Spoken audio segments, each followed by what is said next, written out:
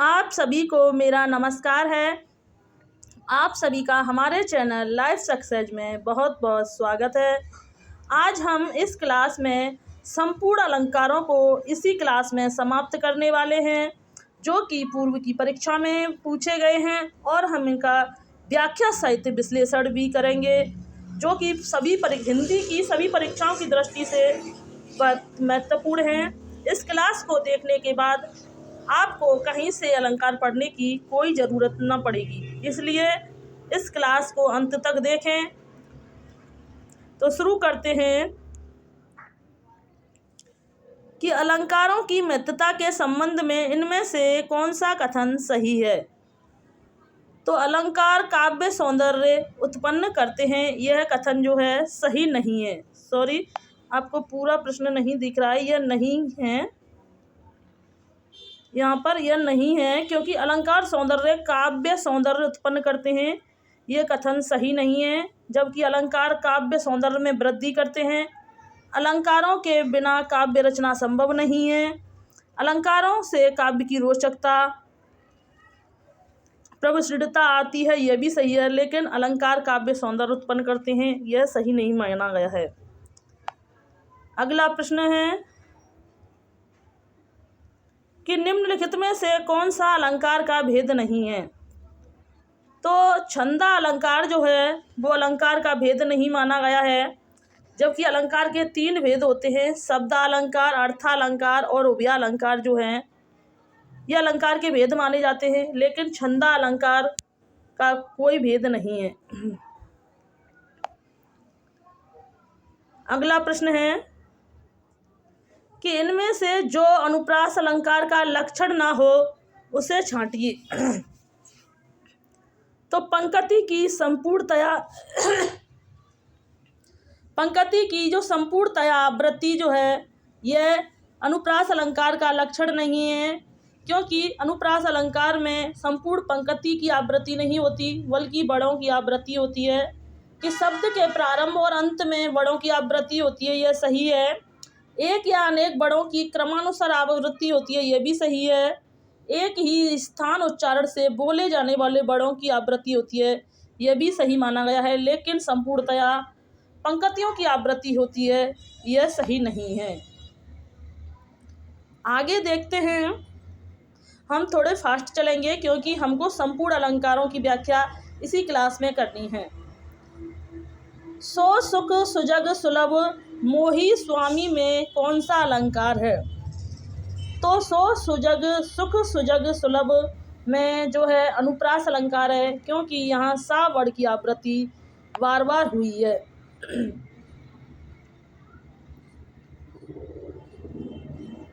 अगला प्रश्न देखते हैं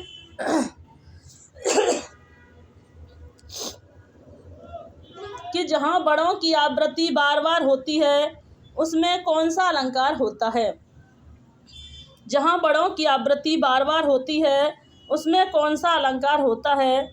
तो उसमें अनुप्रास अलंकार होता है।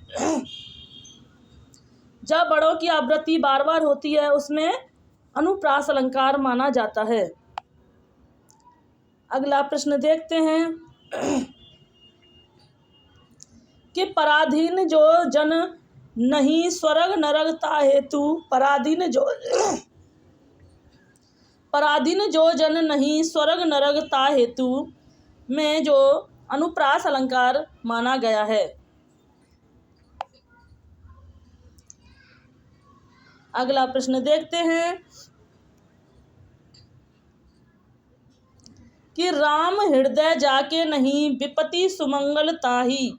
राम हृदय जाके नहीं विपत्ति सुमंगल ताही में कौन सा अलंकार माना गया है। तो इसमें लाटा अनुप्रास अलंकार माना गया है। जहाँ पर वही पंक्तियाँ दोबारा लौट कर आ जाएं तो वहाँ लाटा अनुप्रास अलंकार माना जाता है। कोई वर्ड 2 बार आए तो वहाँ प्रत्यानुप्रास, कोई वर्ड बार बार आए तो वहाँ प्रत्यानुप्रास अलंकार माना जाता है, और कोई वर्ड 2 बार आए तो वहाँ 6 का अनुप्रास अलंकार माना जाता है।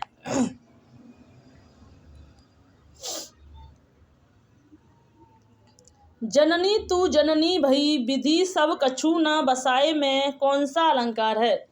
तो यहाँ जननी तू जननी भई विधि सन कछु न बसाए में जननी जननी में यहाँ पर आवृत्ति हुई है, तो यहाँ पर लाटा अनुप्रास अलंकार माना जाता है।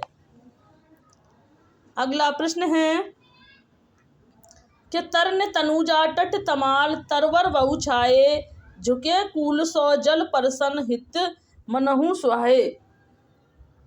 इसमें जो है शब्दा अर्थालंकार माना गया है। इसकी व्याख्या देखते हैं। जहाँ एक या एक से अधिक वर्णों की एक से अधिक बार आवृत्ति हो वहाँ वृत्त्यानुप्रास अलंकार होता है। मतलब जहाँ एक या एक से अधिक वर्णों की आज थोड़ी सी गले में दिक्कत हो रही है, सो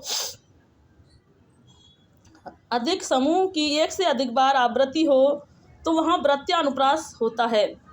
प्रस्तुत पंक्तियों में कई बार ता वर्ण की आवृत्ति हुई है, तो यहाँ पर वृत्त्यानुप्रास अलंकार माना जाता है। अगला प्रश्न देखते हैं कि जहाँ एक व्यंजन की आवृत्ति या अनेक बार हो वहाँ पर होता है, तो जहाँ एक व्यंजन की आवृत्ति अनेक बार हो वहाँ प्रत्यानुप्रास अलंकार माना जाता है।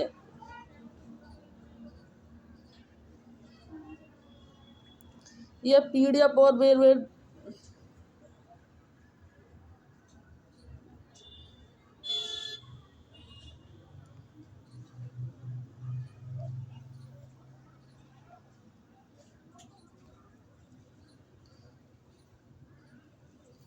तो यहाँ तक यहाँ तक हम कर चुके हैं। अगला प्रश्न यहाँ से देखते हैं कि सूर सूर तुलसी शशि उड़गन केशव दास, सूर सूर तुलसी शशि उड़गन केशव दास, अब के कवि खगोत सम जहाँ तहाँ करत प्रकाश। इन पंक्तियों में किस अलंकार का प्रयोग हुआ है? तो इन पंक्तियों में यमक अलंकार का प्रयोग हुआ है, क्योंकि यमक सूर और सूर दो बार आया है और इन दोनों सूरों का अर्थ जो है अलग अलग माना गया है, इसलिए यहाँ पर यमक अलंकार का प्रयोग किया गया है। अगला प्रश्न देखते हैं कि कनक कनक ते सौ गुनी मादक तादकाय, कनक कनक ते सौ गुनी मादक तादकाय में कौन सा अलंकार माना गया है? तो इसमें यमक अलंकार माना गया है, क्योंकि यहाँ कनक कनक दो बार आया है और दोनों कनकों का अर्थ भी अलग अलग है। एक कनक का अर्थ है सोना और एक कनक का अर्थ धतूरा माना गया है। आगे देखते हैं, यह फिर से वही क्वेश्चन दोबारा रिपीट हुआ है दूसरी परीक्षा में कि कनक कनक ते सौ गुनी मादक तादकाय में भी यमक अलंकार है। यह क्वेश्चन दोबारा रिपीट हो गया है। मतलब जितना कोई भी क्वेश्चन जितनी बार पूछा गया है वो उतनी बार ही रिपीट किया गया है। अगला प्रश्न है चिरजीवो चोरी जुड़े क्यों न हो सन्हे गंभीर, को घटी ब्रज भानुजा वह हलदर के वीर। इसमें कौन सा अलंकार है? तो इसमें श्लेष अलंकार है। कौन सा माना गया है? इसमें श्लेष अलंकार है। इसकी विशेष व्याख्या देखते हैं कि यह श्लेष अलंकार कैसे है। श्लिष्ट पदों में अनेक अर्थों के कथन को श्लेष कहते हैं। इसमें दो बातें आवश्यक हैं। एक शब्द के एक से अधिक अर्थ हों। जब कोई एक ही शब्द है और उसके एक से अधिक अर्थ हों तो वहाँ पर श्लेष अलंकार होता है। एक से अधिक अर्थ प्रकरण अपेक्षित हों तो श्लेष अलंकार होता है। श्लेष का मतलब होता है चिपका हुआ। श्लिष्ट शब्द में एक से अधिक अर्थ चिपके रहते हैं। प्रस्तुत पंक्तियों में श्लेष अलंकार है। यहाँ ब्रज भानुजा और हलदर क्लिष्ट शब्द हैं जिनसे बिना आवृत्ति के ही भिन्न भिन्न अर्थ निकलते हैं। ब्रज भानुजा से ब्रज भानु की बेटी राधा और ब्रज वृषभ से की बहन गाय तथा हलदर के वीर से बलदेव कृष्ण के भाई और सांड से बैल के भाई का अर्थ निकलता है। अगला प्रश्न देखते हैं कि जिस काव्य पंक्ति में प्रयुक्त किसी एक ही छंद के एक से अधिक अर्थ हों तो वहाँ कौन सा अलंकार होता है। तो जब एक ही शब्द के एक से अधिक अर्थ हों तो वहाँ श्लेष अलंकार माना जाता है। अगला प्रश्न देखते हैं कि श्लेष अलंकार होता है। श्लेष अलंकार कैसा होता है। तो श्लेष अलंकार शब्द पर आधारित माना जाता है। तो यह शब्द अलंकार है क्योंकि यहाँ एक ही शब्द के शब्द अलंकार माना जाता है। कौन सा है। श्लेष अलंकार को एक शब्द अलंकार माना जाता है। इसकी व्याख्या देखते हैं कि जहाँ शब्दों के कारण कविता में सौंदर्य चमत्कार आ जाता है उसे शब्द अलंकार कहते हैं। इसमें शब्द अलंकार कौन कौन से। अनुप्रास, यमक, श्लेष और वक्रोक्ति। यमक, अनुप्रास, श्लेष और वक्रोक्ति जो हैं शब्द अलंकार माने जाते हैं। अगला प्रश्न देखते हैं कि निम्नांकित पंक्तियों में प्रयुक्त अलंकार बताइए। रनित भृंग घंटावली, झरित दान मधुनीर, मंद मंद आवत चलो कुंजरू कुंज समीर में कौन सा अलंकार माना गया है। तो यहाँ पर श्लेष अलंकार माना गया है।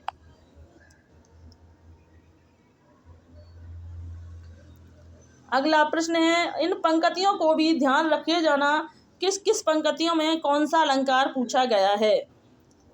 अजियो तरनो ही रहो श्रुति सेवक एक रंग में कौन सा अलंकार माना गया है। तो यहाँ पर श्लेष अलंकार माना गया है क्योंकि तरन्यो पार न लगना के टुकड़े टुकड़े भिन्न भिन्न अर्थ निकाले गए हैं। यहाँ पर तरन्यो शब्द के जो हैं भिन्न भिन्न अर्थ निकाले गए हैं, इसलिए यहाँ पर श्लेष अलंकार है। यहाँ से रूपक अलंकार शुरू होते हैं कि रूपक अलंकार निम्न में से कौन सा अर्थालंकार है। निम्न में से कौन सा अर्थालंकार माना जाता है। तो रूपक जो है एक अर्थालंकार माना जाता है, जबकि श्लेष, यमक और वक्रोक्ति, अनुप्रास अलंकार ये जो है शब्दालंकार माने जाते हैं, जो कि ऊपर आपको अभी बताया गया है। और रूपक अलंकार जो है एक अर्थालंकार माना जाता है। इसकी व्याख्या देखते हैं कि जहाँ अर्थ के माध्यम से काव्य में चमत्कार उत्पन्न हो वहाँ अर्थालंकार होता है। इसमें उपमा, रूपक, उत्प्रेक्षा, दृष्टांत, संदेह, अतिशयोक्ति, प्रतीप, भ्रांतिमान, दीपक, व्यतिरेक, अपहुति, अन्वय, उल्लेख, मानवीकरण इत्यादि जो हैं यह अर्थालंकार माने गए हैं। अक्सर परीक्षाओं में पूछ लिया जाता है कि शब्दालंकार कौन से हैं और अर्थालंकार कौन से हैं, तो इसलिए इन्हें ध्यान रखना, ये सभी जो हैं अर्थालंकार माने जाते हैं। अगला प्रश्न देखते हैं कि उदित उदयगिरि मंच पर रघुवर बाल पतंग, बिकसे संत सरोज सब हर्षे लोचन भृंग, इन पंक्तियों में कौन सा अलंकार माना जाता है। तो इन पंक्तियों में रूपक अलंकार को माना जाता है। इनकी व्याख्या देखते हैं कि जहाँ उपमेय को उपमान के रूप में दिखाया जाए वहाँ रूपक अलंकार होता है। जहाँ उपमेय को उपमान के रूप में दिखाया जाए वहाँ रूपक अलंकार होता है। रूपक अलंकार के 3 भेद होते हैं। कितने। रूपक अलंकार के 3 भेद माने गए हैं। निरंग रूपक, सांग रूपक और परंपरागत रूपक। कौन कौन से। निरंग रूपक, सांग रूपक और परंपरागत रूपक, यह रूपक के 3 भेद माने गए हैं। यह भी पूछा जाता है कि कौन से अलंकार के कितने भेद माने गए हैं। तो यह पॉइंट भी परीक्षा की दृष्टि से बहुत महत्वपूर्ण है। निरंग रूपक में केवल उपमेय और उपमान का भेद रहता है। जहाँ उपमेय में उपमान के अंगों का भी आरोप हो वहाँ सांग रूपक होता है। परंपरागत रूपक में एक दूसरे के द्वारा दूसरे रूपक की पुष्टि होती है। उपयुक्त पंक्ति में सांग रूपक अलंकार है।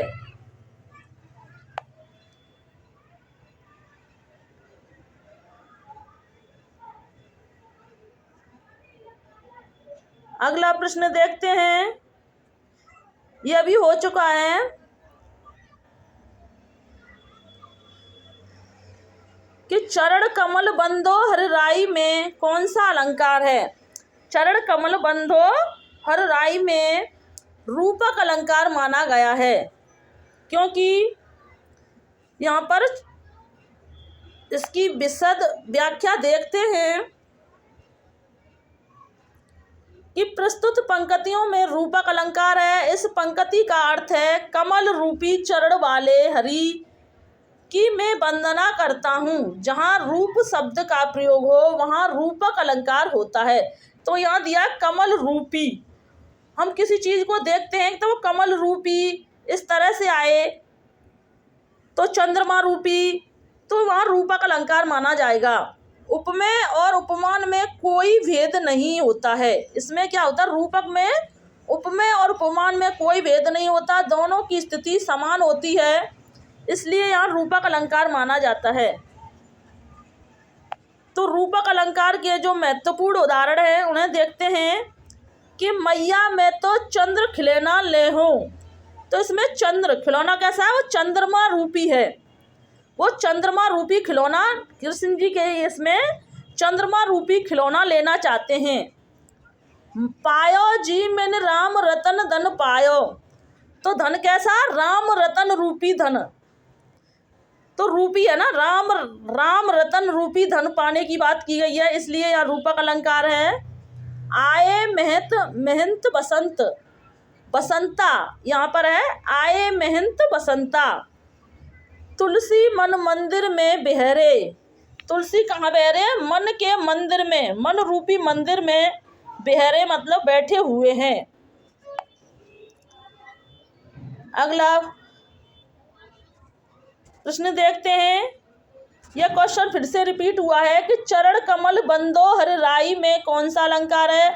यह अक्सर बहुत ज़्यादा पूछा जाता है और यह लगभग कुछ ही छंद हैं जो घुमा फिराकर किसी न किसी परीक्षाओं में पूछे जाते हैं। अगर इस क्लास को आपने ढंग से देख लिया तो फिर दोबारा किसी की ज़रूरत भी नहीं पड़ेगी। तो चरण कमल बंदो हर राई में कौन सा अलंकार है, तो इसमें रूपक अलंकार माना गया है। अगला प्रश्न देखते हैं कि मुख रूपी चांद पर राहु भी धोखा खा गया, पंक्ति में अलंकार है। मुख रूपी चांद पर राहु भी धोखा खा गया, पंक्तियों में कौन सा अलंकार माना गया है, तो यहाँ पर रूपक अलंकार माना गया है। किस पर, मुख रूपी, कैसा है, मुख रूपी चांद पर, तो यहाँ पर रूपी अलंकार माना गया है।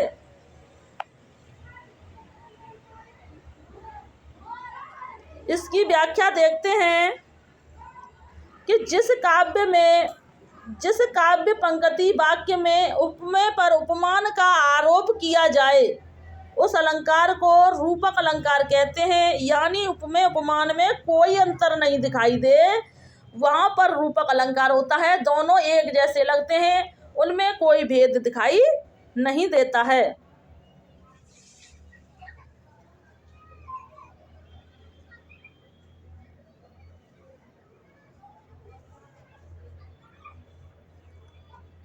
अगला प्रश्न देखते हैं कि जब उपमेय में उपमान को संभावना प्रकट की जाए, जब उपमेय में उपमान की संभावना प्रकट की जाए तो वहाँ कौन सा अलंकार होता है। जहाँ संभावना प्रकट की जाती है वहाँ उत्प्रेक्षा अलंकार माना जाता है। कौन सा, जहाँ संभावना को प्रकट किया जाता है वहाँ उत्प्रेक्षा अलंकार माना जाता है। इसकी विशद व्याख्या देखते हैं कि उपमेय में उपमान की संभावना प्रकट की जाए तब उत्प्रेक्षा अलंकार होता है। जैसे मानो, मानहु, मनहु, मनु, जानो, जानहु, जनू, निश्चय आदि उत्प्रेक्षावाचक शब्द हैं। यह शब्द जिस पंक्ति में आए तो वहाँ मानो उत्प्रेक्षा अलंकार माना जाता है। यह अन्य महत्वपूर्ण तत्व है इसके कि उत्प्रेक्षा अलंकार जो होता है वो 3 प्रकार का होता है। रूपक अलंकार भी 3 प्रकार का माना गया है और उत्प्रेक्षा अलंकार भी 3 प्रकार का होता है। नंबर 1 वस्तु उत्प्रेक्षा, नंबर 2 हेतु उत्प्रेक्षा, नंबर 3 फलो उत्प्रेक्षा।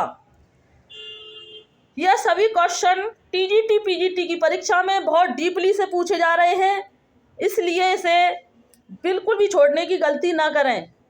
वस्तु उत्प्रेक्षा, हेतु उत्प्रेक्षा और फलो उत्प्रेक्षा। तो उत्प्रेक्षा अलंकार 3 प्रकार के माने गए हैं।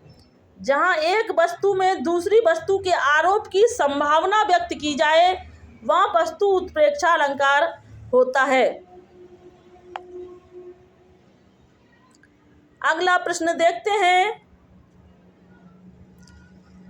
कि पीपर पात, यह उपमा अलंकार से संबंधित है। पीपर पात सरस मन डोला, पीपर पात सरस मन डोला में मन क्या है? तो इसमें उपमेय है। मन को क्या माना गया है? उपमेय माना गया है। पीपर पात सरस में मन को उपमेय माना गया है। मन को पीपर के पत्ते के समान सरल माना गया है, तो यहाँ पर मन क्या है? उपमेय है।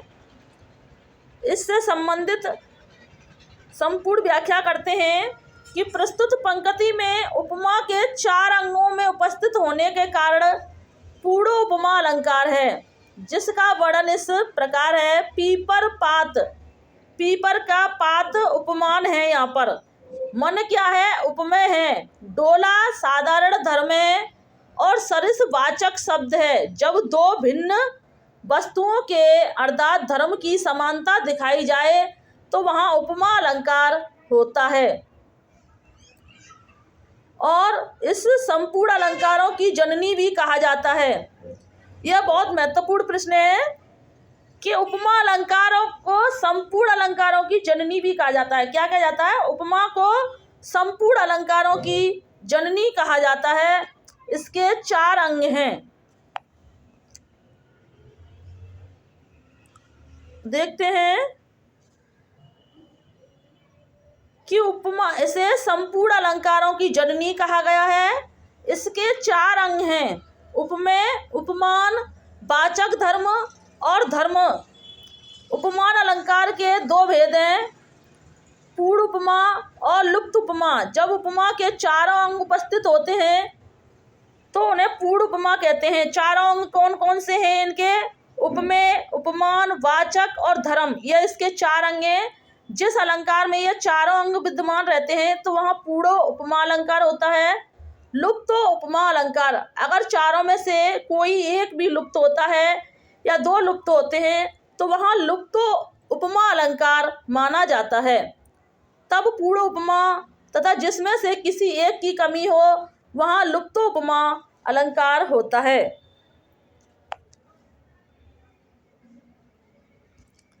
अगला प्रश्न है कि मोम सा तन मन घुल चुका, मोम सा तन मन घुल चुका, अब दीपक सा मन जल चुका। उपयुक्त पंक्तियों में कौन सा अलंकार माना गया है? तो इन पंक्तियों में पूर्ण उपमा अलंकार माना गया है। क्योंकि पूर्ण उपमा अलंकार इसलिए माना गया है क्योंकि यहाँ पर इसके 4 अंग विद्यमान माने गए हैं।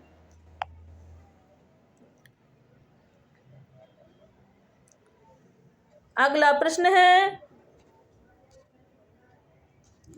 कि जिस धर्म साम्य को आधार बनाकर उपमेय उपमान में एकता स्थापित की जाती है उसे कहते हैं।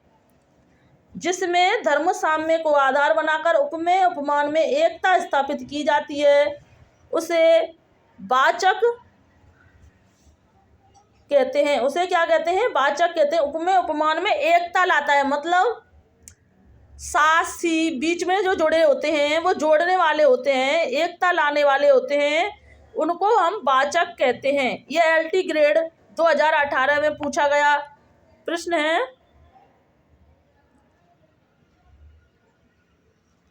कि जिस धर्म साम्य को आधार बनाकर उपमेय उपमान में एकता स्थापित की जाती है उसे वाचक कहते हैं। उपमेय तथा उपमान में उपस्थित वह गुण जो दोनों में समान रूप से पाए जाते हैं साधारण धर्म कहलाते हैं। जिससे उपमा दी जाए उससे उपमान तथा जिसको उपमा दी जाए उसे उपमेय कहते हैं। अगला प्रश्न है, यहाँ से भ्रांतिमान अलंकार शुरू होते हैं। कि पाए महावर दैन को नाइन बैठी आए, पाए महावर दैन को नाइन बैठी आए, फिरे फिरे जानी महावरी एड़ी मीड़त जाए में कौन सा अलंकार माना जाता है? तो जैसा कि ऊपर बताया गया है, यह भ्रांतिमान अलंकार से है, तो इसमें भ्रांतिमान अलंकार माना गया है। इसकी व्याख्या देखते हैं कि इस पंक्ति में भ्रांतिमान अलंकार है जहाँ सादृश्य के कारण किसी वस्तु में दूसरी वस्तु का भ्रम हो जाए, वहाँ भ्रम या भ्रांतिमान अलंकार होता है। उपयुक्त दोहे में नायन को नायिका की एड़ी में महावर की गोली का भ्रम हो गया है। एड़ी इतनी लाल है कि नायन उसे महावर की गोली समझकर बार बार मीड़ कर रिंग निकालना चाहती है। यहाँ पर भ्रांतिमान अलंकार है। अगला प्रश्न है कि निम्न पंक्तियों में कौन सा अलंकार है? नाक का मोती अधर का कांति से, बीज दाड़िम का समझ कर भ्रांति से।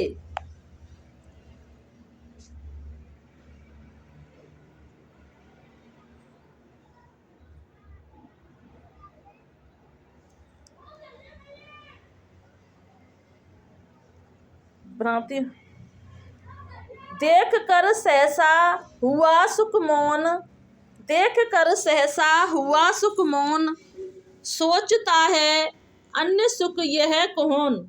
इसमें कौन सा अलंकार माना गया है? तो यहाँ पर भ्रांतिमान अलंकार माना गया है। इसकी व्याख्या देखते हैं कि यह भ्रांतिमान कैसे है।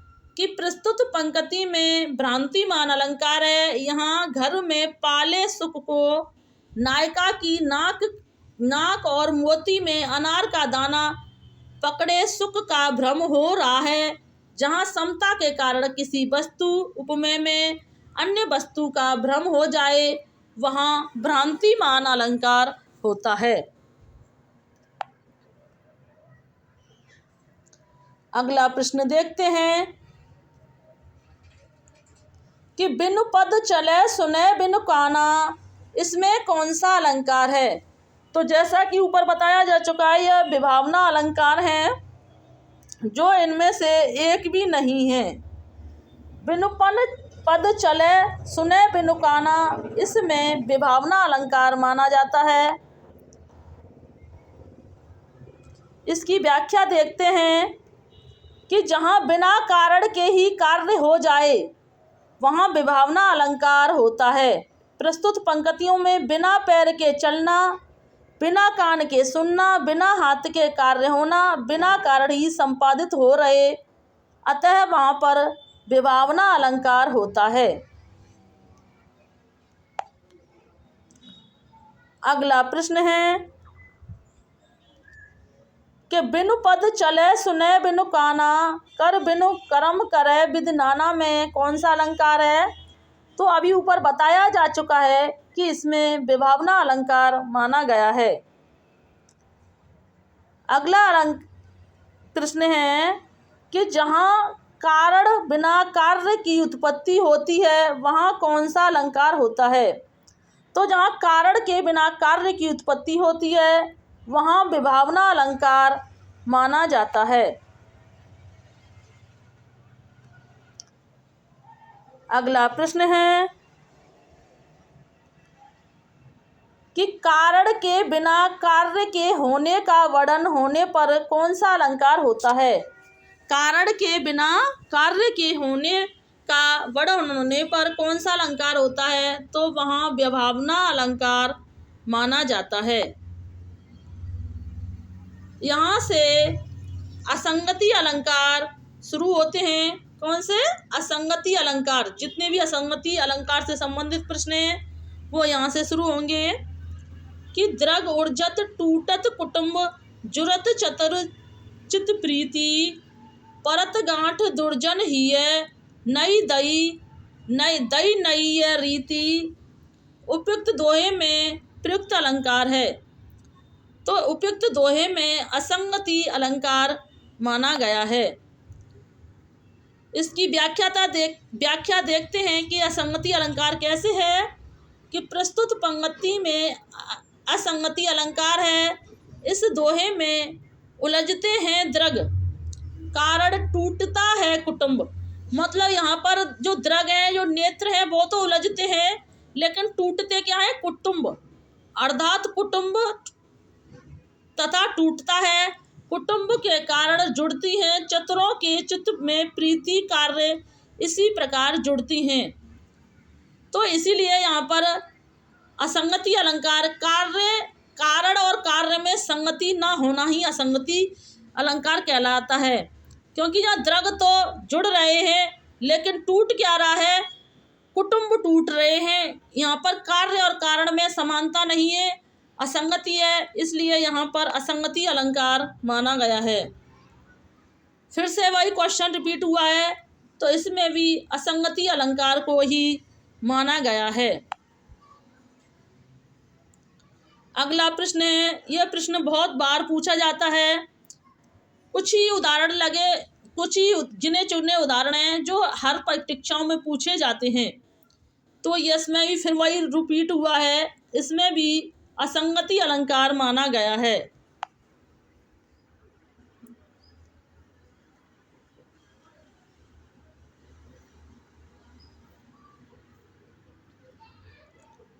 यहाँ से दृष्टांत अलंकार शुरू होते हैं। कि दृष्टांत अलंकार निम्नलिखित पंक्तियों में से कौन सा अलंकार है। कि एक मयान में दो तलवार कभी नहीं रह सकती हैं, किसी और पर प्रेम नारियां पति का क्या सह सकती हैं। तो इसमें दृष्टांत अलंकार माना गया है। कौन सा? इसमें दृष्टांत अलंकार है। इसकी व्याख्या देखते हैं कि जहाँ पहले कोई बात कहकर उससे मिलती जुलती बात द्वारा दृष्टांत दिया जाए, लेकिन समानता किसी शब्द द्वारा न प्रकट हो, वहाँ दृष्टांत अलंकार होता है। मतलब जहाँ मिली जुली बात कही जाए लेकिन समानता प्रकट न हो, वहाँ दृष्टांत अलंकार होता है। प्रस्तुत पंक्तियों का अर्थ है कि एक मयान में दो तलवार का रहना वैसे ही असंभव है जैसे एक पति का दो नारियों पर अनुरक्त रहना पत्नी सहन नहीं कर सकती है। तो अतः यहाँ पर दृष्टांत अलंकार माना गया है। अगला प्रश्न देखते हैं कि सम सुवरन सुख मा कर सुखद न थोर, सिय अंग सखी कोमल कनक कठोर। इसमें प्रयुक्त छंद कौन सा है।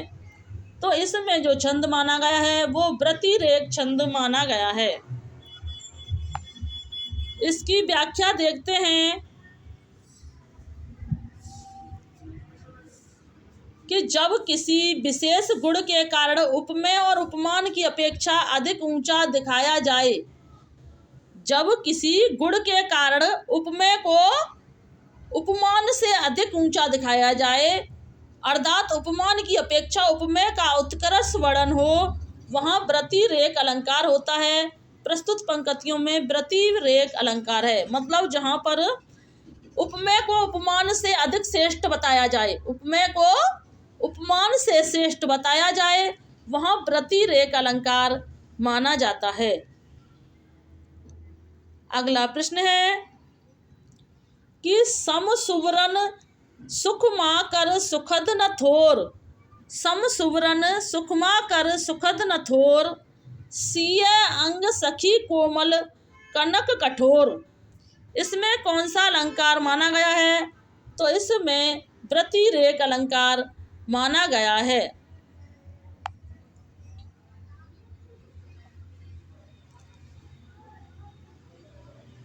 अगला प्रश्न देखते हैं कि रघुवर जस प्रताप के आगे, चंद मंद रवि तापहि त्यागे। उपयुक्त पंक्तियों में कौन सा अलंकार है? तो उपयुक्त पंक्तियों में व्यतिरेक अलंकार माना गया है। अगला प्रश्न देखते हैं कि जन्म सिंधु पुने बंधु विष दिन मलिन संकलंक, सिय मुख समता पाव किमी चंद बापुरो रंक। पंक्तियों में कौन सा अलंकार पाया गया है? तो यहाँ पर व्यतिरेक अलंकार पाया गया है। यहाँ पर चंद्रमा, सीता के मुख की तुलना चंद्रमा से की गई है।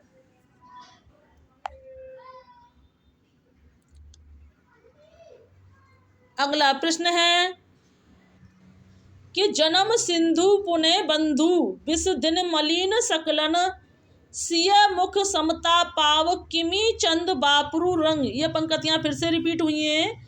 इसमें प्रतीप अलंकार माना गया है।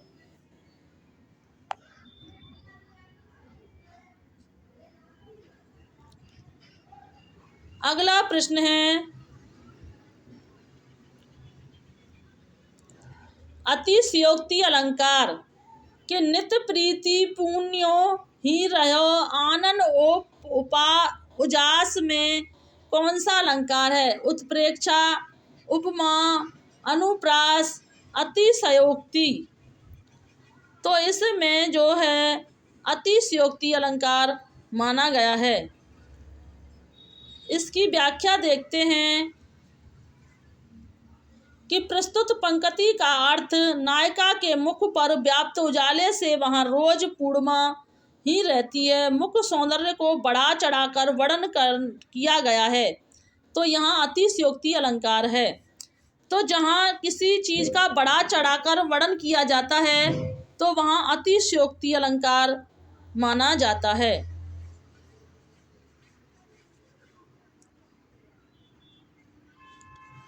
अगला प्रश्न देखते हैं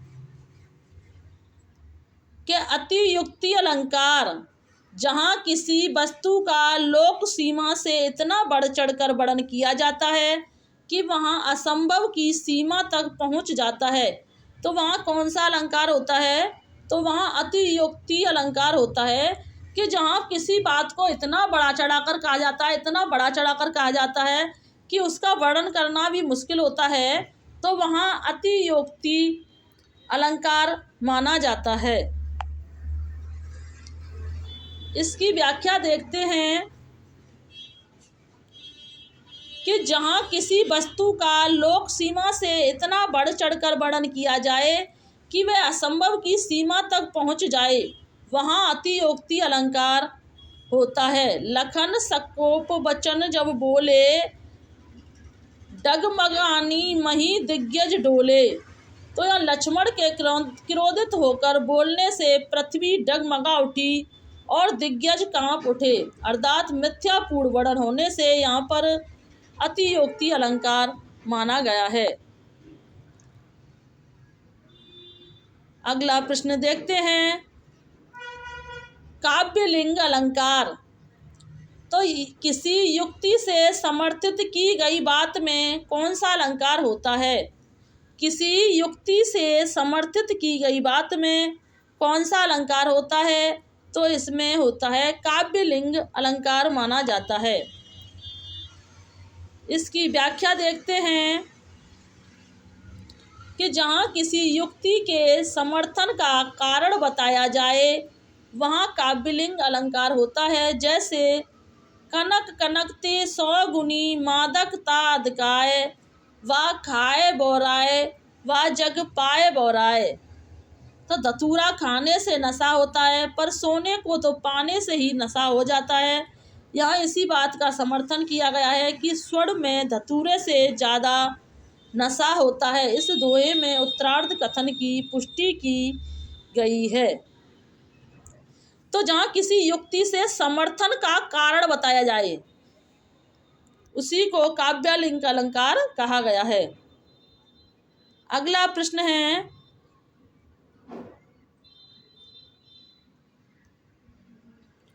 कि उतरी नाहे जमुन जल जो, उतरी नाहे जमुन जल जो शरीर सम श्याम पंक्ति में कौन सा अलंकार माना गया है? तो इसमें प्रतीप अलंकार माना गया है। फिर से यही पंक्तियाँ रिपीट हुई हैं। कौन सी? उतरी नाहे जमुन जल में शरीर सम श्याम उद्धरण में जो अलंकार माना गया है वो भी प्रतीप अलंकार को ही माना गया है।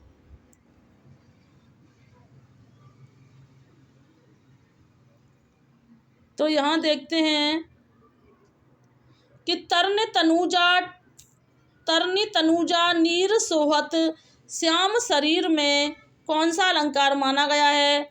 तो यहाँ पर भी प्रतीप अलंकार को माना गया है।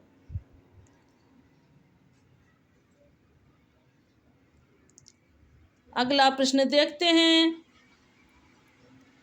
कि माँ के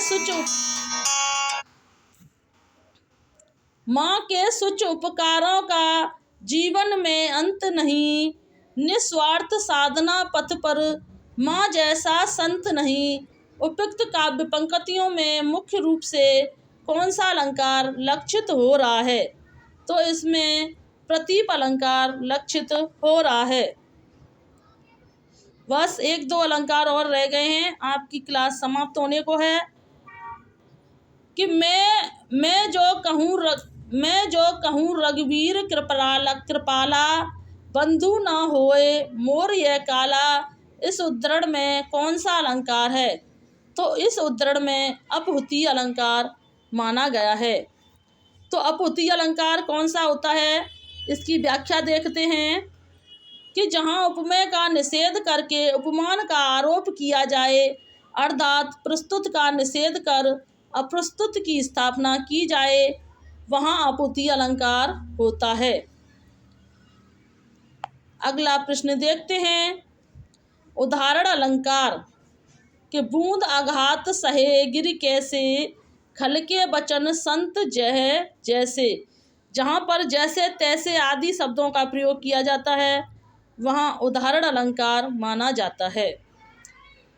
तो हमारे संपूर्ण अलंकार समाप्त होते हैं। और आपको हमारी यह क्लास अच्छी लगी हो तो इसे लाइक करें, कमेंट करें एंड हमारे चैनल को सब्सक्राइब करें। धन्यवाद।